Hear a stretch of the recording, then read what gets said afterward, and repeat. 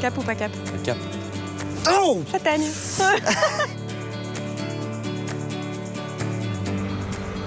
Je crois qu'on arrive pas très loin de chez François. Tu l'as vu? François! Bonjour. Merci. Je vais faire un saut de Ça, c'est cabri, une ça arrivée. devrait aller. Vous connaissez la race blonde aquitaine? Ça fait un peu vache naine quand même. C'est pas des vaches naines, c'est des génisses de 10 mois, des futures mères. Et quelles sont les caractéristiques pour reconnaître vraiment la blonde d'Aquitaine C'est une vache qui a un poil plutôt ras, que normalement, c'est quelle couleur plutôt froment quoi, blanc froment. Quand on va vers la période chaude, sa robe s'éclaircit. Elle est adaptée à notre climat. Parce qu'il fait chaud, c'est ça? Exactement. Et là, ce qu'on voit derrière vous, c'est leur maison l'hiver. C'est ça. C'est une stabulation libre sur paille. Donc nous, on maximise le temps passé dehors parce que c'est ce qui est le plus naturel pour les nourrir et c'est là où elles se plaisent le plus. Mais pendant la période hivernale, on est obligé de les alloter dans le bâtiment pour des questions de bien-être. Elles n'aiment pas l'humidité, voilà. Et elles n'ont pas de problème avec le fait que ce soit vallonné? Au contraire, elles se préfèrent ici que dans les zones de plaine plutôt humides et elles adorent les sols argilo-calcaires qui produisent une herbe fine de qualité. Elles tondent?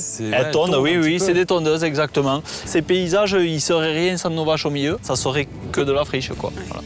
J'aime à dire que la blonde aquitaine, c'est une race haut de gamme et on doit s'occuper d'elle à la hauteur de ses performances.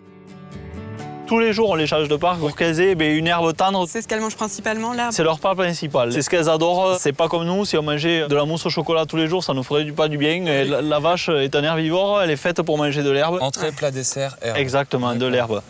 Pour vous, c'est une modique pelouse, mais pas du tout. Les prairies, elles sont composées d'une grande diversité d'espèces d'herbes qui sont le dactyle, le régras pour les graminées, et ensuite du trèfle blanc, du trèfle violet, du lotier, de la luzerne. Et les vaches, elles ont besoin de cette diversité dans la prairie pour avoir une alimentation équilibrée.